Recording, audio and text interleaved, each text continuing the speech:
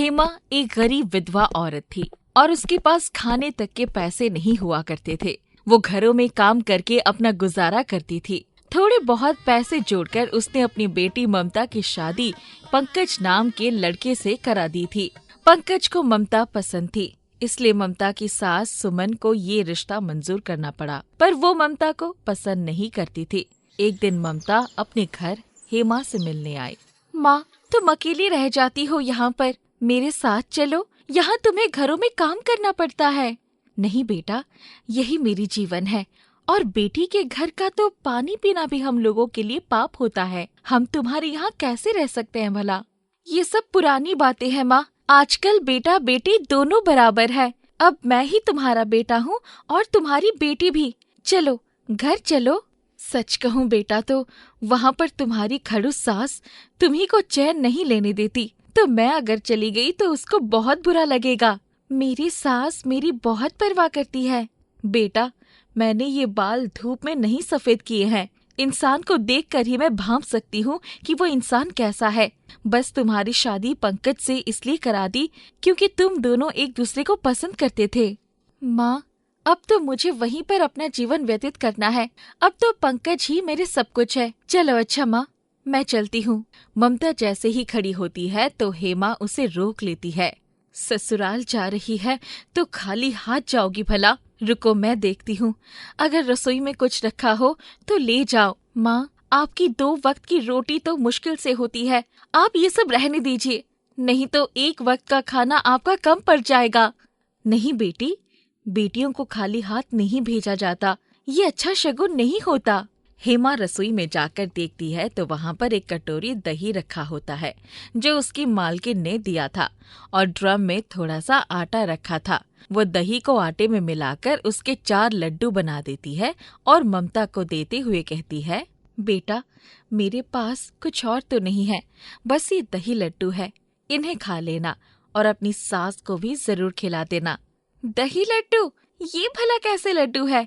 मैंने तो आज तक कभी नहीं खाए। जो कुछ था घर में उसी से लड्डू बना दिए। अरे वाह, खुशबू तो बहुत अच्छी आ रही है माँ। मैं घर जाकर इसको जरूर खाऊंगी और अपनी सासू माँ को भी जरूर खिलाऊंगी। ममता उन 4 लड्डुओं को लेकर अपनी ससुराल पहुँचती है, जहाँ पर सुमन व्हील चेयर पर उसका इंतजार कर रही थी। आ गई? बाजार से सब्जी लेने गई थी या फिर सब्जी उगाने गई थी? माँ जी, पास में माँ का घर था तो माँ का हालचाल पूछने वहाँ चली गई थी। यहाँ हम इंतजार कर रहे हैं तेरा और देवी घूमने निकल गई। माँ ने दही लड्डू आपको देने के लिए कहा है। दही लड्डू? लोग अपनी बेटियों को बेसन की बूंदी के मेवे के लड्डू देते हैं और तेरी माँ ने तुझे दही लड्डू दिए हैं। इन लड्डुओं को तू ही खा, मुझे नहीं खाना। जा ले जा इन्हें यहाँ से और जल्दी से काम करना शुरू कर, बहुत काम पड़ा है। क्या हुआ माँ, क्यों चिल्ला रही हो? तेरी बहू लड्डू लेकर आई है, वो भी दही लड्डू।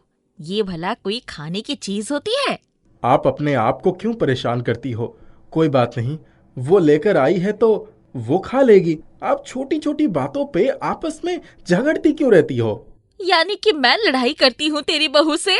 माँ चलो, मैं आपको आपके कमरे में छोड़ देता हूँ, आप आराम कीजिए, नहीं तो आपकी तबीयत खराब हो जाएगी।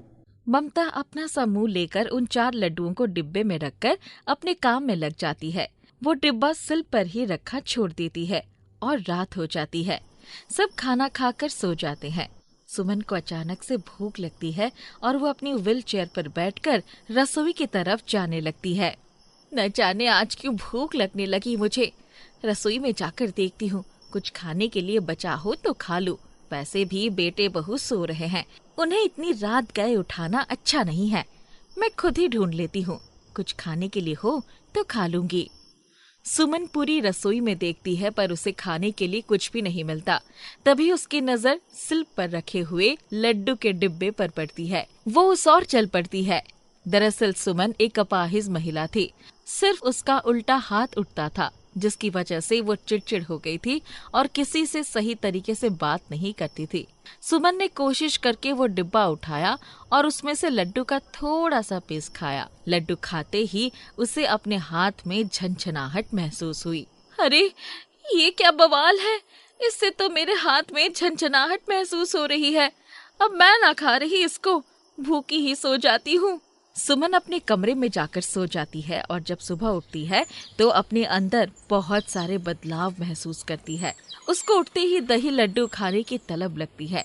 वो आसपास देखती है तो ममता किसी काम में लगी हुई होती है। वो तुरंत उस रसोई में जाती है और उस डिब्बे में से लड्डू खा लेती है। लड्डू खाते ही उसे महसूस होता है कि वो अपने आप खड़े होने लायक हो गई है और फिर वो व्हील चेयर से खड़े होने की कोशिश करती है और गिर जाती है।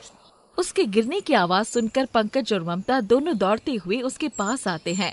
माँ जी, आपको कहीं लगी तो नहीं? आपको अगर कुछ चाहिए तो मुझे आवाज लगा देती, मैं आपको दे देती। माँ, आप यहाँ तक आई कैसे? आप ठीक तो हैं? चलो मैं आपको बिस्तर पर लेटा देता हूँ। सुमन अपने आप को बिल्कुल ठीक महसूस कर रही थी। जैसे ही पंकज ने उसको बिस्तर पर लिटाया तो वो अपने आप खड़ी हो गई और अपने हिलते हुए हाथ से ममता को आशीर्वाद देने लगी। ये देखकर पंकज बहुत आश्चर्यचकित हो गया कि ये सब कैसे हुआ। माँ, आप तो ममता से नफरत करती थी और आज उसको इतने लाड दुलार कर रही हो। आखिर माजरा क्या है? और आप बिल्कुल ठीक कैसे हो गई? ये सब सोच सोच के मेरा सिर चकरा रहा है। जो भी बात है मुझे सच सच बताइए। ये सब ममता के लाए हुए लड्डू की वजह से हुआ है। इसकी वजह से मैं आज खड़ी हो पाई हूँ।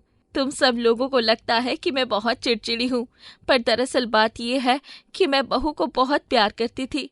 पर अगर मैं इसको प्यार दिखाती तो वो अपने आप पर घमंड करने लगती। मैं इसको इसलिए दबाकर रखना चाहती थी। सुमन अपने साथ बीती हुई सारी बात को पंकज और ममता को बताती है और अपनी स्वस्थ होने की बात को भी उनसे साझा करती है।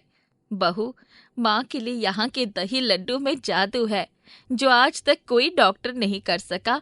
वो तुम्हारी माँ के दिए हुए वही लड्डुओं ने कर दिया। आज देखो, मैं अपने पैरों पर खड़ी हूँ। ये जादुई लड्डू सच में कमाल के हैं। आप अपने पैरों पर खड़ी है, इससे अच्छी बात और क्या हो सकती है? सुमन का अब हृदय परिवर्तित हो गया था। वो ममता को लाड़ प्यार से रखने लगी थी।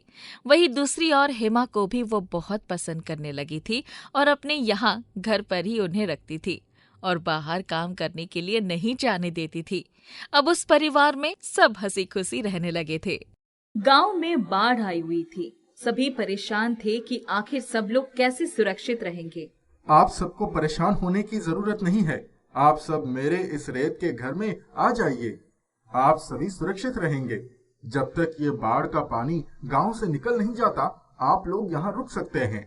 पर हम गांव वाले तो इतने सारे हैं और तुम्हारा घर तो बहुत ही कम लोगों के लिए हो पाएगा। सब इसमें कैसे समा पाएंगे? आप आइए तो सही, सभी लोग इसमें आ जाइए। आप फिक्र मत कीजिए, आपकी सुरक्षा की जिम्मेदारी अब मेरी है। गांव के सभी लोग उस जादुई रेत के घर में एक एक करके आते हैं और वो घर बड़ा होता चला जाता है। जब सब लोग उस घर में आ जाते हैं तो वो उड़कर एक पहाड़ी पर पहुंच जाता है जहां पर पानी नहीं पहुंच पाता। इन लोगों के सुरक्षित रहने की व्यवस्था तो कर दी है। अब इनके लिए पर्याप्त मात्रा में खाने की भी व्यवस्था करनी पड़ेगी। इसकी फिक्र आप मत कीजिए भैया, मैं सभी के लिए खाना बना दूंगी। प्रकाश और राशि की मदद से सभी लोग बाढ़ से सुरक्षित हो जाते हैं। पानी निकलने के बाद सभी सुरक्षित अपने घर पहुंच जाते हैं, जिससे सभी गांव वाले प्रकाश और राशि की बहुत तारीफ करते हैं। मैं कितना गलत था, पर तुमने कर दिखाया। तुम्हारा सदैव भला हो। प्रकाश और राशि दो भाई बहन थे। प्रकाश अपनी झोपड़ी के आगे चन्ने बेचता था।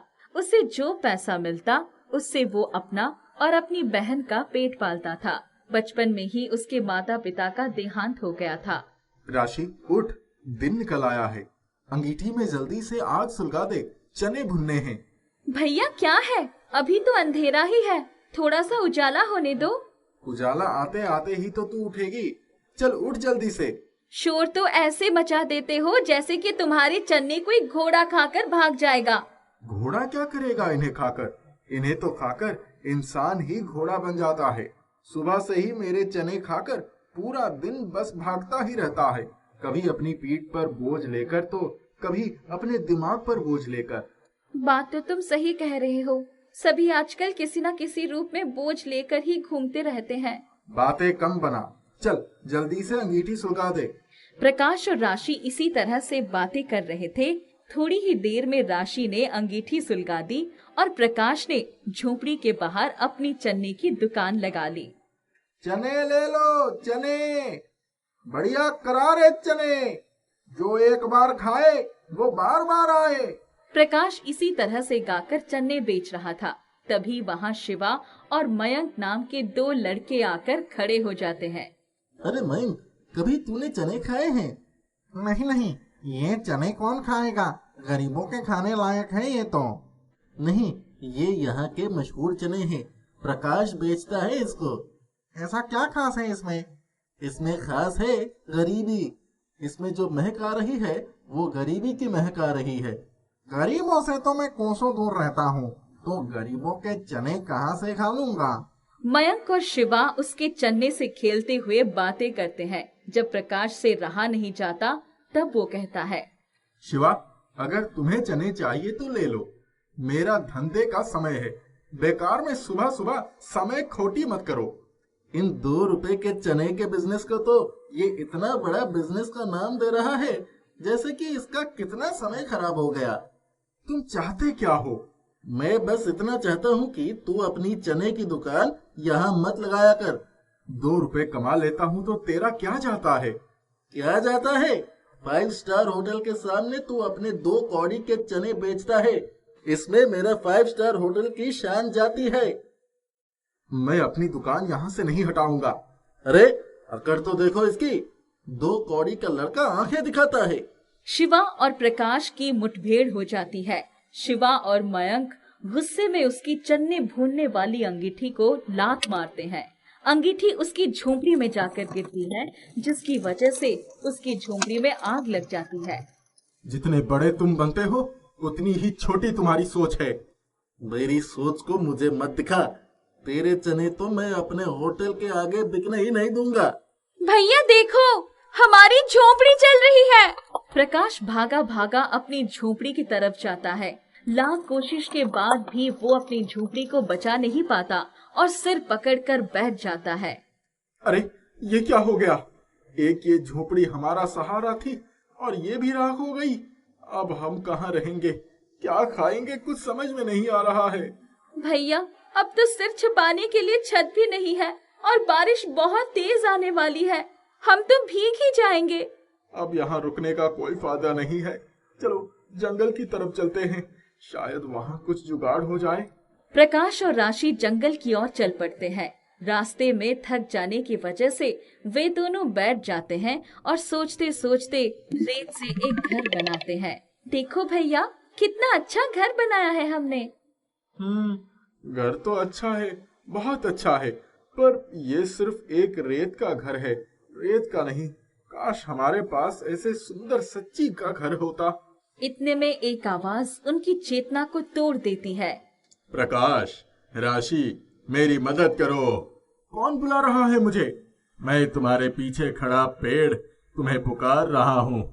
प्रकाश मुड़कर देखता है, वहाँ फलों से लदा एक पेड़ खड़ा होता है जो प्रकाश और राशि को बुला रहा था।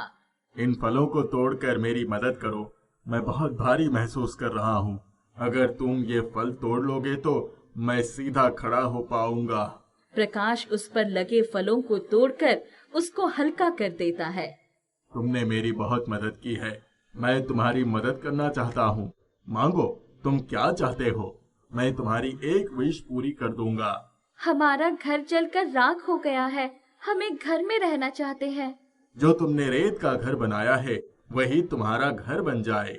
प्रकाश और राशि का बनाया हुआ रेत का घर एक बड़े आकार में परिवर्तित हो जाता है। प्रकाश और राशि उस रेत के घर को देखकर बहुत खुश हो जाते हैं और उसके अंदर बैठ जाते हैं।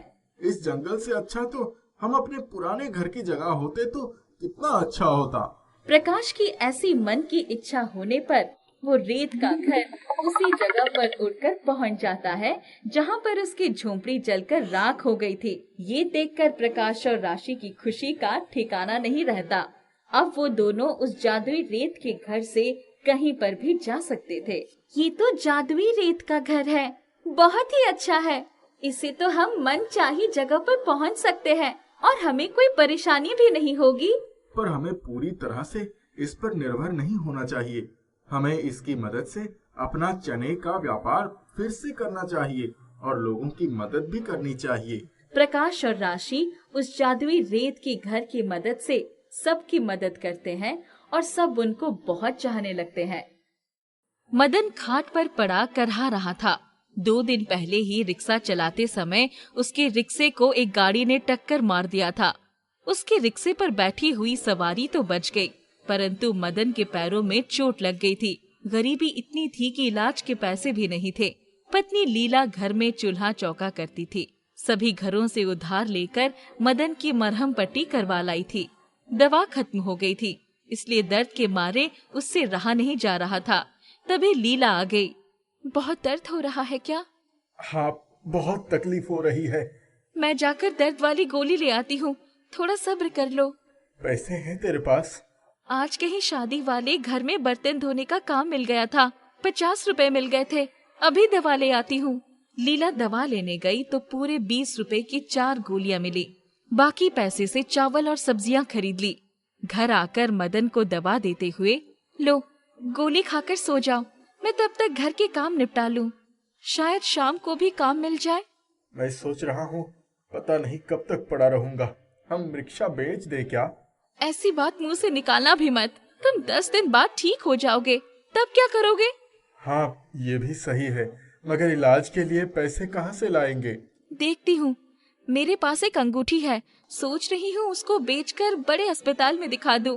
जितनी जल्दी ठीक होंगे उतनी जल्दी रिक्शा चलाना शुरू करोगे, तब फिर से अंगूठी बनवा देना। ठीक है, जैसा तू ठीक समझे वही कर। पैरों के साथ साथ दिमाग में चलना बंद हो गया है मेरा। कल की छुट्टी लूंगी, कल ही चल पड़ेंगे। शाम को लीला ने अपनी रही सही मायके की निशानी अंगूठी बेच दी। आंखें नम हो आई, पर मजबूर थी। दूसरे दिन सुबह लीला ने फटाफट घर के सारे काम निपटाए और 7 बजे सरकारी अस्पताल में पहुंचकर लाइन लगा दी। देखो, यहाँ तो 2 रुपए का कार्ड बन जाएगा, हम डॉक्टर को दिखा लेंगे। तुम यही बैठना, मैं जाकर दवा ले आऊंगी। डॉक्टर को दिखाया तो उसने कुछ दवाएं लिख दी और दवा डिस्पेंसरी से ले लो, पर इन्हें दवा से अधिक फिजियोथेरेपी की जरूरत है। वो क्या है डॉक्टर साहब? पैरों का रेगुलर व्यायाम करना होगा। 15 दिन में ठीक हो जाएगा, कोई गहरी चोट नहीं है। दोनों बाहर आए तो चुपचाप बेंच पर बैठ गए। पहले दवा ले आती हूँ, तुम यही आराम करो। जरा जल्दी आ जाना, ऐसी जगहों पर तो वैसे ही जी घबराने लगता है मेरा। लीला लाइन में लग के दवा ले आए। वहीं पता चला कि फिजियोथेरेपी भी यही हो जाएगी, वो भी मुफ्त में। वो बड़ी खुशी खुशी मदन के पास पहुंची तो पैरों का व्यायाम भी यही होता है, चलकर पता कर लेता हूँ। मैं पता करके आई हूँ, चलो आज ही करवा लेते हैं। पर अभी तो बड़ी भूख लगी है, लाई है क्या? नहीं, चलो बाहर इतनी दुकानें हैं, वहीं चलकर कुछ खा लेते हैं। दोनों ने जाकर बाहर ही कुछ खा पी लिया। अब चलो वो भी करवा लेते हैं। क्या कहते हैं, फिजियोथेरेपी। उन दोनों को घर आते आते शाम हो गई थी। आते ही, अच्छा मैं काम पर जाती हूँ, तुम आराम करो, अभी 1 घंटे में आ जाऊंगी। 5 मिनट सुस्ता लेती। अरे आकर सुस्ता लूंगी। जब लौट कर आई तो सुनो जी, मुझको एक नया काम मिल गया है। कितने काम पकड़ेगी? अरे पूछो कि नहीं, कहाँ काम मिला है? कहाँ? दिव्या ठाकुर फिजियोथेरेपी वाली मैडम है ना, उन्हीं के यहाँ बड़ा सा हॉल है, वही साफ सफाई करनी है। 1-2 दिन करूंगी, फिर तुम्हारी फिजियोथेरेपी की बात वही कर लूंगी। ओह, तो अस्पताल नहीं जाना पड़ेगा? नहीं, जब पास ही में मिल गया है तो अस्पताल तक का किराया भाड़ा क्यों लगाए? ठीक है। दूसरे दिन जब वो काम पर गई तो तुम्हारा आदमी क्या करता है? मैडम जी, रिक्शा चलाता था, पर पिछले हफ्ते एक्सीडेंट हो गया तो घर में ही पड़ा है। डॉक्टर ने क्या कहा? जी यही तो कराने को कहा है जो आपके यहाँ हो रहा है, फिजियोथेरेपी शायद। ठीक है, आज काम कर लो, शाम को अस्पताल की पर्ची ले आना और अपने आदमी को भी ले आना।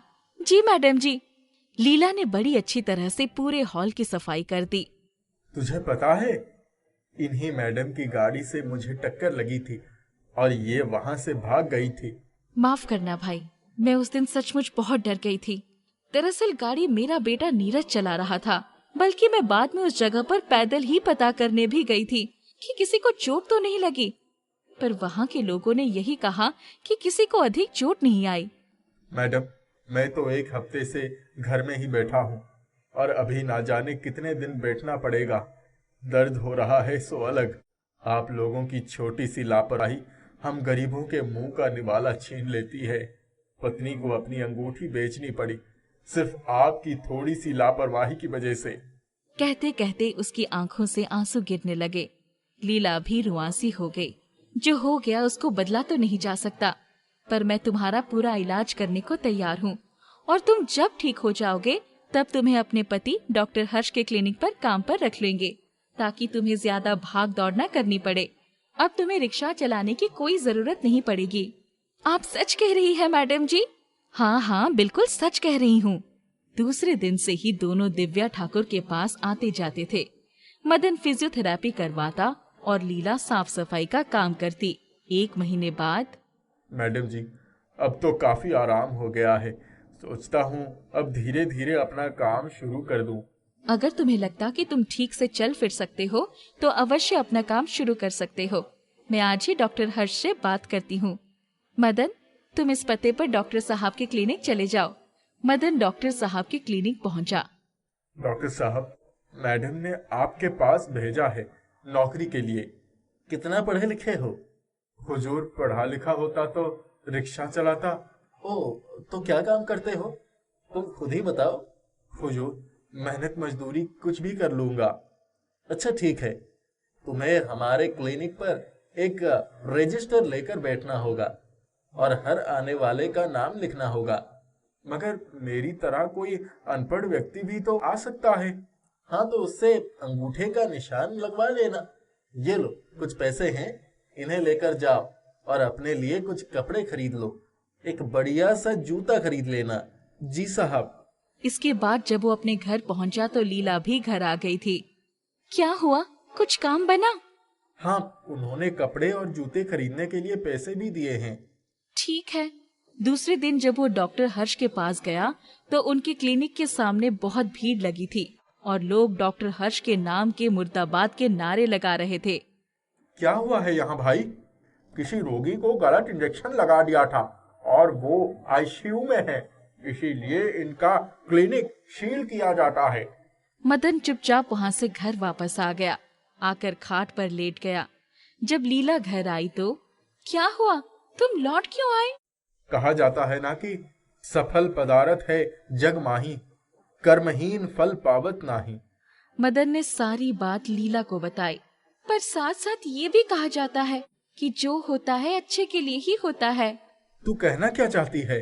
सोचो, अगर तुम वहाँ काम कर रहे होते तो आज पूछताछ के लिए तुम्हें भी पुलिस पकड़कर ले गई होती और बिना गलती किए ही 8-10 दंडे तो लगा ही देती। दोनों ठठाकर हंस पड़े। चलूं, आज से रिक्शा ही चलाना शुरू करता हूँ। अपने तो फटे पुराने कपड़े ही सही हैं, रख दे ये बढ़िया कपड़े, किसी खास मौके पर काम आएंगे। मदन अपना रिक्शा झाड़ पोंछ कर उस पर बैठ गया और गुनगुनाते हुए निकल गया। माँ, जल्दी देखो कौन आया है। क्या हुआ, क्यों चिल्ला रहा है? और तेरे साथ ये कौन है? हाँ, मैंने शादी कर ली है। तुमने शादी कर ली और मुझे बताया भी नहीं? कैसी है लड़की, कहाँ की है, इसका खानदान क्या है, गुणवती है या नहीं?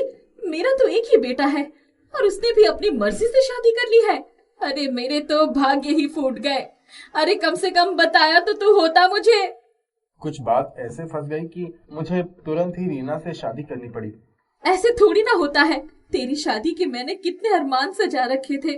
मैंने सोचा था कि तू घोड़ी चढ़ेगा, बैंड बाजे के साथ अपनी बहू को लेकर आऊंगी, पर तूने तो बस शादी करके गले में वरमाला डाल के दरवाजे पर खड़े होकर कह रहा है कि मैंने शादी कर ली। ऐसे थोड़ी ना शादी होती है। अरे किस बात पर बहस हो रही है भैया?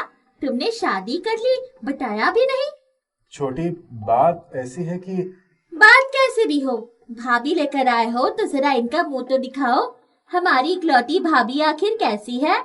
अनीता उत्सुकता से रीना का घूंघट उठाती है तो शीला और अनीता के पैरों के नीचे से जमीन खिसक जाती है। वो दोनों उसको देखकर पीछे हट जाती है। सोनू, ये क्या उठा लाया है तू? तुझे और कोई नहीं मिली? इतनी काली बहू लेकर आया है। इसके बालों और चेहरे का रंग एक सा लग रहा है। हे भगवान, एक तो चुपचाप शादी कर ली और बहू भी लेकर आया तो काली। क्या करूं मैं इस लड़के का? भैया, तुम्हारे लिए क्या लड़कियों की कमी पड़ गई थी जो तुमने इस काली लड़की से शादी कर ली?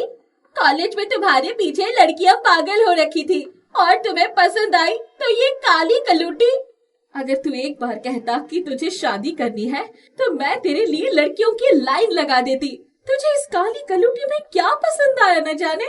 बहुत हुआ तुम दोनों का काली कलूटी कहना।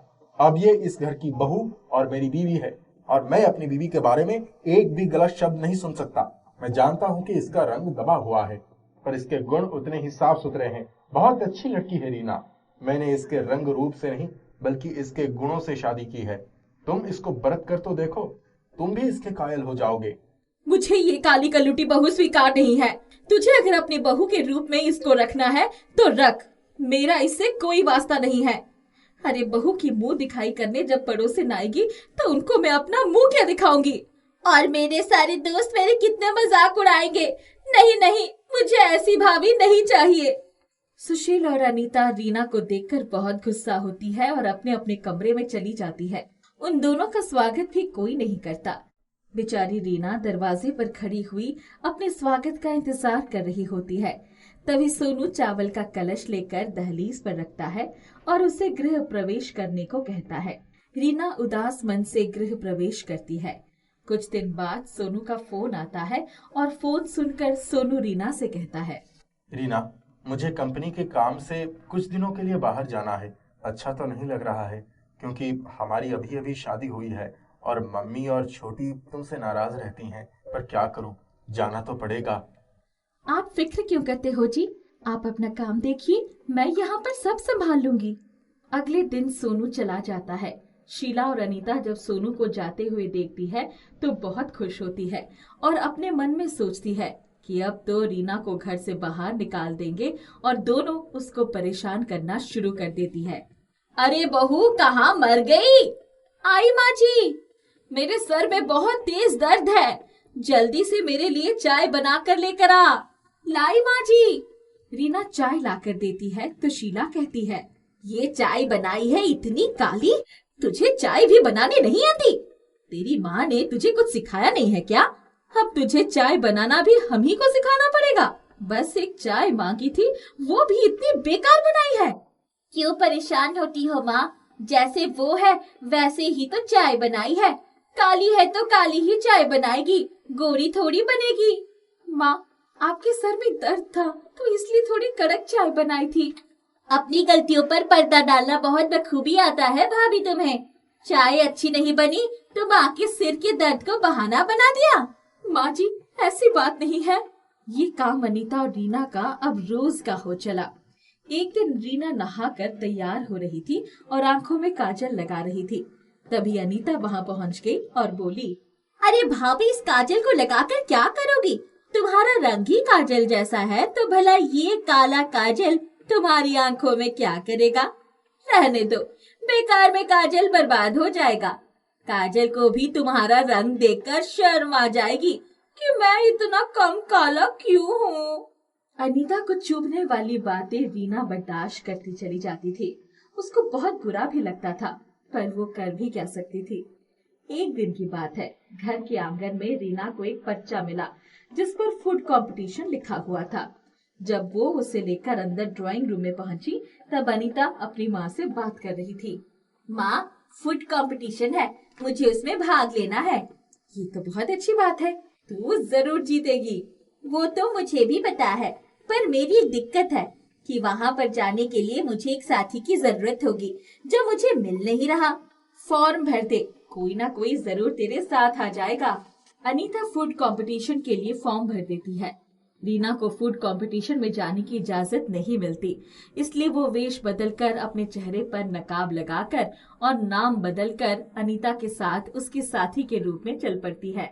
अनीता को ये नहीं पता होता है कि उसका जो साथी है वो उसकी भाभी है। अच्छा हुआ मुझे एक साथी मिल गया, अब इसकी सहायता से मैं कंपटीशन जीत जाऊंगी। खाना तो मैं भी बहुत अच्छा बनाती हूँ, पर मुझे ननन जी को जिताना है।